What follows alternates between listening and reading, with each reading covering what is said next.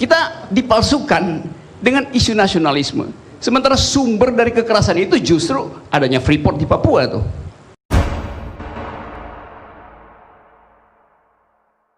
Kalau kita benar-benar ingin mengucapkan etika baru di dalam upaya membangun bangsa ini, maka debatnya bukan soal berapa persen kita dapat dari Freeport. Kita tanya 10% itu diminta nggak oleh masyarakat Papua? Papa minta saham itu adanya di Jakarta. Mama Wamena nggak minta saham. Dia minta agar supaya rahim dia itu jangan lagi diobrak-abrik oleh eskavator itu. Jadi Papua minta agar supaya ditutup Freeport itu. Karena itu menghina akal sehat masyarakat di situ, termasuk mitos tentang loh itu pegunungan itu adalah metafornya ibu, Gunung Karstberg itu adalah payudaranya, tempat pembuangan tailingnya itu adalah vagina dari ibu bumi itu, dan itu rusak dua-duanya tuh. Jadi cara berpikir itu seharusnya kita aktifkan hari ini. Nah, kita dipalsukan dengan isu nasionalisme, sementara sumber dari kekerasan itu justru adanya Freeport di Papua tuh. Kan itu logiknya tuh. Kalau kita mau masuk pada soal baru, orang nggak nanya lagi, do you speak financial market? Yes, I do speak financial market. But do you speak environmental ethics?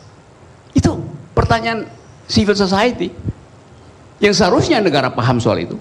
Jadi saya ingin agar supaya soal itu diperhatikan di dalam upaya menarasikan masalah Freeport ini. Yang lain adalah sebut aja soal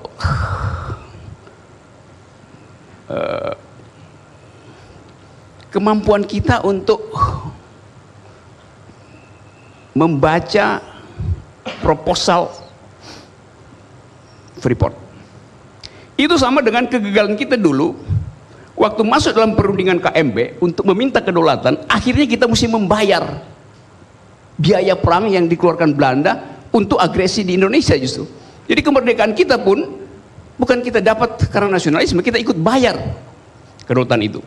Karena ada hukum internasional yang mewajibkan kita membayar. Kalau kita mau merdeka, pengakuan Belanda, kita mesti membayar biaya perang yang dikeluarkan oleh Belanda tuh.